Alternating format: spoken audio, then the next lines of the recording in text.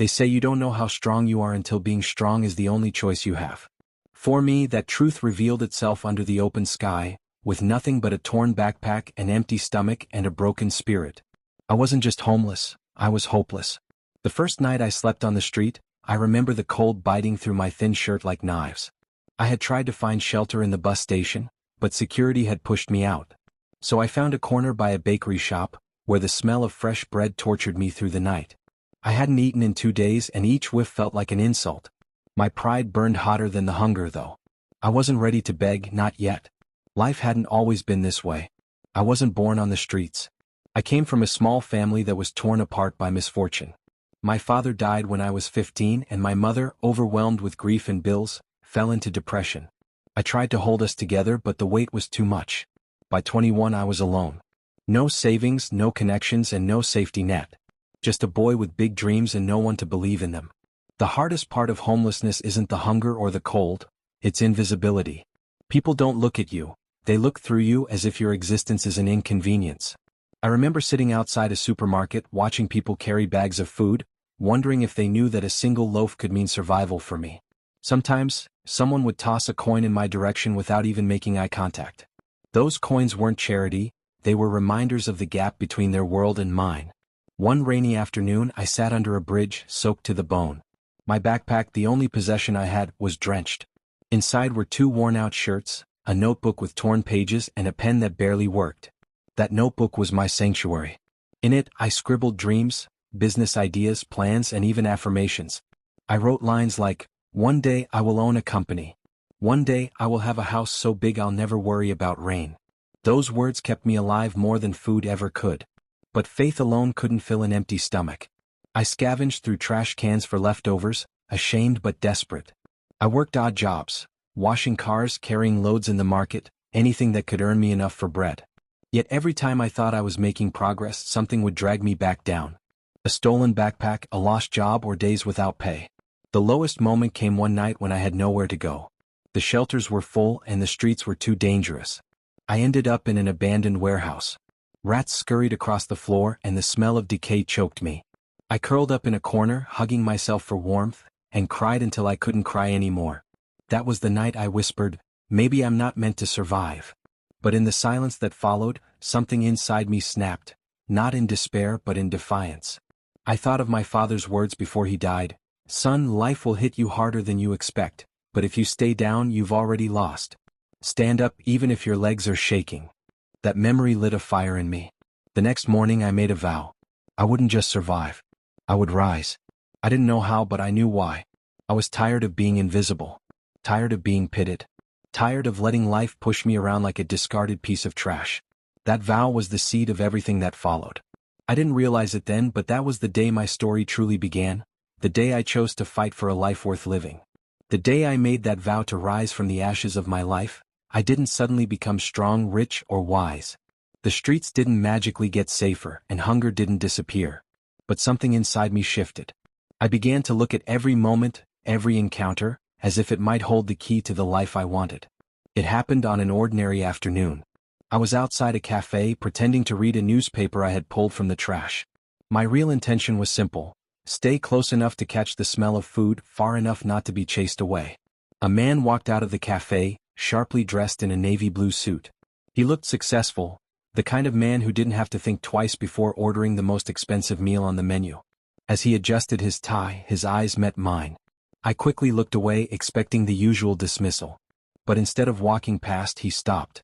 "You've been sitting here for days," he said, his voice calm, not accusatory. I swallowed hard, unsure how to respond. "You hungry?" he asked. I wanted to say no. Pride still clung to me like a second skin, but my stomach betrayed me with a growl. He smiled faintly and handed me a sandwich wrapped in foil. "Here," he said. I muttered a thank you, my eyes on the ground. I expected him to leave but he didn't. Instead he asked, "What's your story?" No one had asked me that in months. People didn't care about stories on the street, they only cared about avoiding them. But this stranger stood there waiting. Something in his tone made me open up. I told him bits of my life. Losing my father, my mother's decline, my fall into homelessness. When I finished, he nodded slowly. "You've been knocked down hard. But you don't talk like someone who's given up. You still have fire in you." I didn't know it then, but that conversation would change the trajectory of my life. His name was Mr. Daniels. He owned a small printing business across town. Before leaving, he handed me his business card. "Come by tomorrow," he said. "I can't promise much, but maybe I can find something for you to do." That night, I stared at the card as if it were gold. For the first time in months, I had somewhere to be, someone expecting me. The next morning, I washed in a public restroom, scrubbed my face with cold water, and wore my cleanest shirt. My heart pounded as I walked into his office. It was small but alive with the smell of ink and paper. Mr. Daniels gave me a broom and said, "Start here." It wasn't glamorous. I swept floors, carried boxes, and emptied trash cans. But to me it was everything.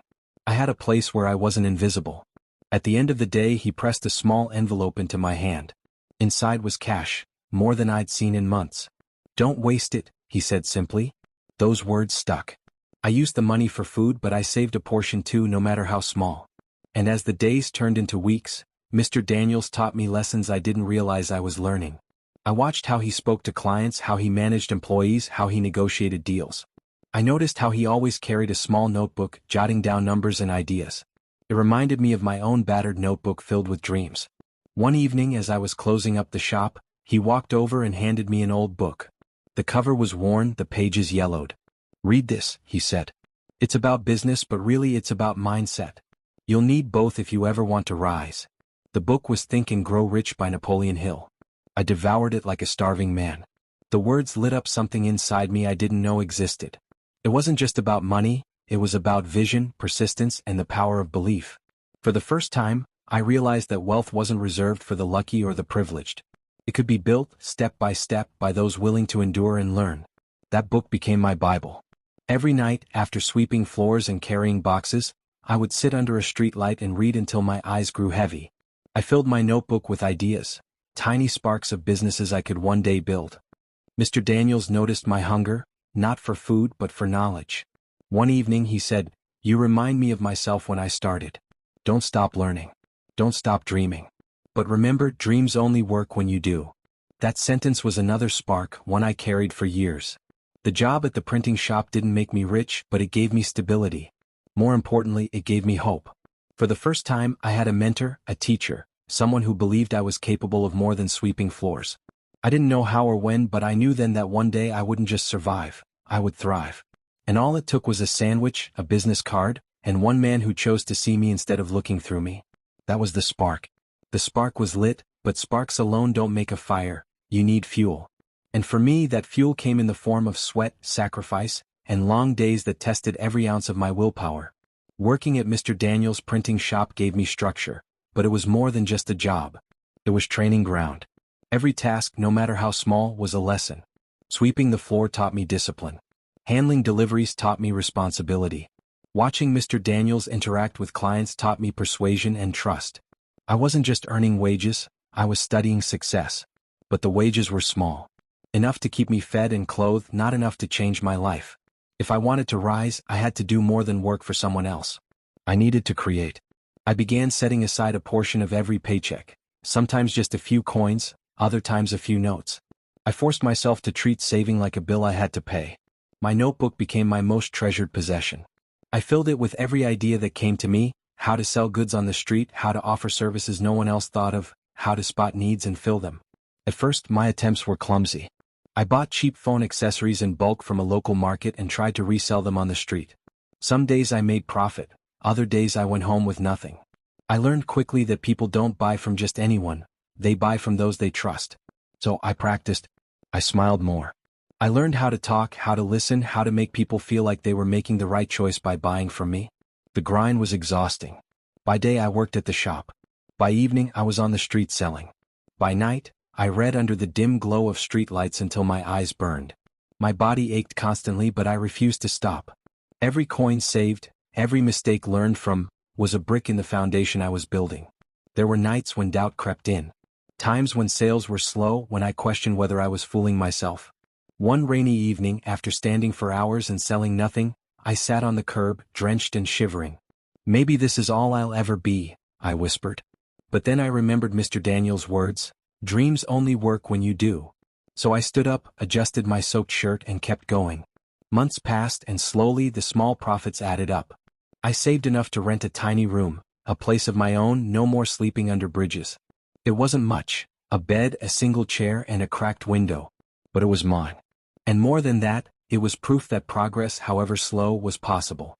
The grind also taught me the power of relationships. I treated every customer like a long-lost friend. I greeted them warmly, remembered their names, and sometimes gave small discounts even when it cut into my profit. People started seeking me out not just for what I sold but for how I made them feel. That was when I learned one of the most valuable lessons in business. People don't just buy products, they buy trust. Mr. Daniels noticed the change in me. One evening as we were locking up the shop, he said, "You're not the same young man I met outside that cafe. You're hungrier, sharper.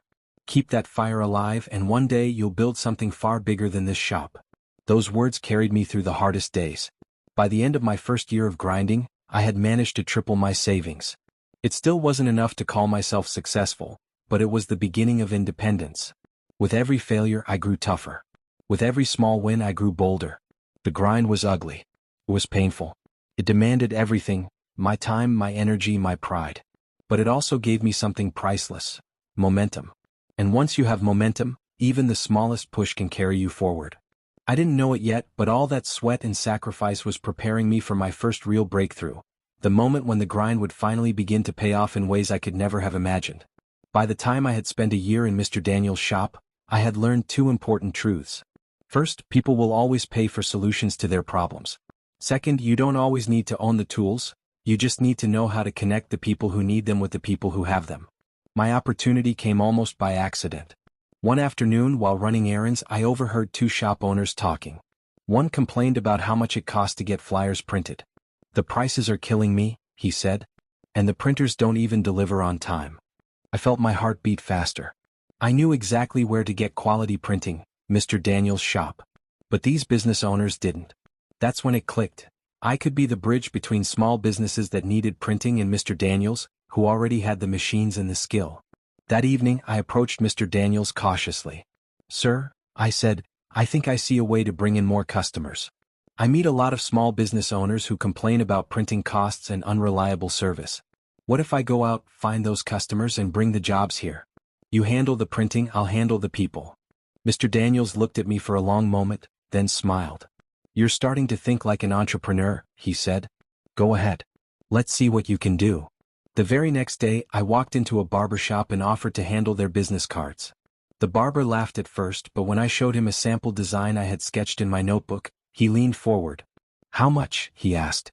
I quoted a fair price, lower than what he was used to but still with room for profit.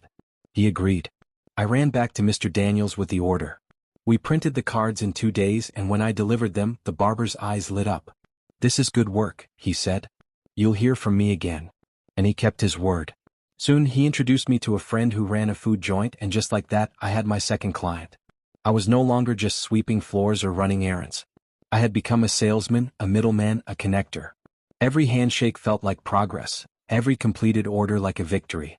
My evenings were spent walking from shop to shop, pitching printing services to anyone who would listen. By day, I helped Mr. Daniels with the machines. By night, I brought him customers. The real turning point came when I landed my first big client, a local event organizer. He needed thousands of flyers and several banners for an upcoming festival. It was the largest order I had ever dared to take. Fear whispered that I might fail, but I silenced it with action. I went to Mr. Daniels, heart racing. "Can we handle this?" I asked. He grinned. "With hard work, yes. Let's prove ourselves." 4 days we worked side by side long into the night. I helped load papers, stack boxes, and even deliver finished products. When the event rolled around, everything was ready on time. The organizer was impressed, and before the week was over, he referred me to 3 more clients. That single job became a chain reaction.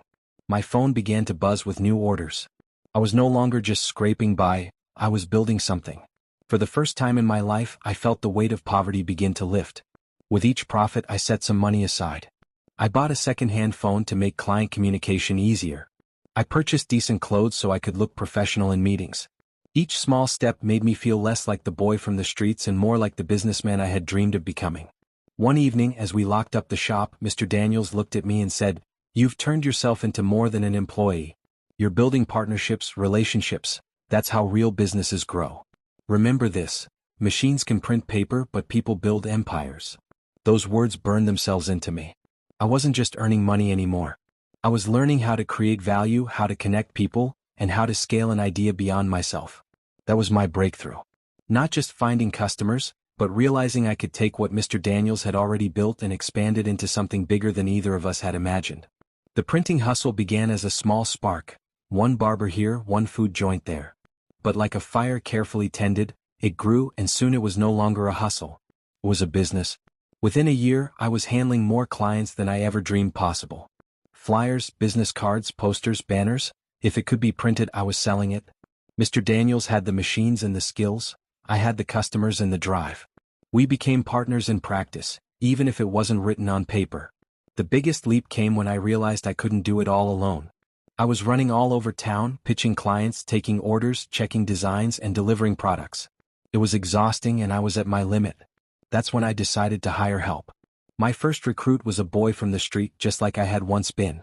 I paid him to handle deliveries while I focused on sales and building relationships. Watching him carry boxes with the same fire I once had felt like coming full circle. Soon, I had 2 more people working with me. We weren't just making prints, we were building a service that small businesses could depend on. And small businesses talk. Each satisfied client brought another. The chain reaction kept growing until one day a corporate office called us. They had heard about our reliability and wanted us to handle their bulk printing. That was my first big corporate contract, and the money from it dwarfed anything I had ever seen before. I remember holding that check in my hands, my fingers trembling. For a boy who once begged for scraps, the weight of that paper felt like proof that I had finally broken free. From there, the growth snowballed. I officially registered the business, rented a small office, and bought my first printing machine instead of relying solely on Mr. Daniels' shop. He was proud, not threatened. "This is what I wanted for you," he said, clapping me on the back. "Don't stop here. Keep climbing." And I did. Year after year, I reinvested profits into the business. We expanded services, graphic design, branding, digital printing. I built a team of designers and sales agents. What started as me scribbling in a notebook had grown into a company with employees, clients, and steady revenue. The first time I crossed $1 million in net worth, I didn't celebrate with champagne or parties. I sat quietly in my apartment, no longer a tiny rented room but a comfortable home I had earned, and I thought about the nights under the bridge. The hunger, the cold, the shame. And then I thought about the vow I made to myself in that abandoned warehouse. I will rise. I had risen. But wealth didn't change me in the way people expect. Yes, I had comfort now. I could eat what I wanted, travel, and wear suits instead of rags. But I never forgot the invisibility of being homeless, the way people looked through me as if I didn't exist. That memory became my compass. So I began to give back. I started a small mentorship program, hiring homeless youth to run errands and make deliveries just as I once did. I gave them not just wages but dignity and guidance. I told them the same words Mr. Daniels once told me: dreams only work when you do. As the years passed, the company grew into something far larger than I had ever dared to dream. Clients from across the city, and eventually across the country, came to us for printing, branding, and marketing. We became more than a print shop. We became a solutions provider. And through it all, I kept one thing constant: my notebook. The very same battered book I once scribbled dreams in under streetlights now sat in a glass frame in my office. Every time I looked at it, I remembered that the millionaire in the suit was the same boy who once dug through trash cans for food. People often ask me the secret. How did I go from homeless to millionaire? They expect me to say luck or a miracle or some secret formula. But the truth is simpler. I found a mentor. I stayed hungry, literally and figuratively. I saw opportunity where others saw problems. And I refused to quit even when everything inside me wanted to. That's the untold story. Not the glamour, not the headlines, but the grind, the hunger, the fire. I was invisible once. Now I stand visible not just for myself, but for everyone who has ever been pushed to the margins. If my story proves anything, it's this: rock bottom is not the end. Sometimes, it's the solid ground you need to build a foundation strong enough to hold your dreams. When I look back at the boy I used to be, the one huddled under bridges, clutching an empty stomach and an old notebook, I feel 2 things at once: sorrow and gratitude. Sorrow because no human being should have to feel that kind of invisibility. Gratitude because without those nights, without that hunger, I would not be the man I am today. People often tell me, "You're lucky." I smile when I hear it. But luck didn't drag me out of the cold. Luck didn't teach me to sell, to save, to dream. Luck didn't stay with me when I failed again and again. No, what saved me was mindset. The decision, made in an abandoned warehouse with rats for company, that I would not let life break me. If there is one thing I want anyone watching this to understand, it is this: success is not built in comfort, it is built in discomfort. Hunger taught me to value opportunity. Cold taught me to appreciate warmth. Rejection taught me persistence. And failure taught me resilience. So if you're watching this and you feel invisible, broken, or hopeless, hear me clearly. Your current chapter is not the end of your story. The world may look through you now, but one day if you keep fighting, they will look at you. They will ask you how you did it. And you'll smile because you'll know the answer is simple. You refuse to quit. From homeless to millionaire, those are just labels. What really matters is the journey, the lessons, and the chance to light the way for others walking the dark road I once knew so well. And that is my story. My untold story.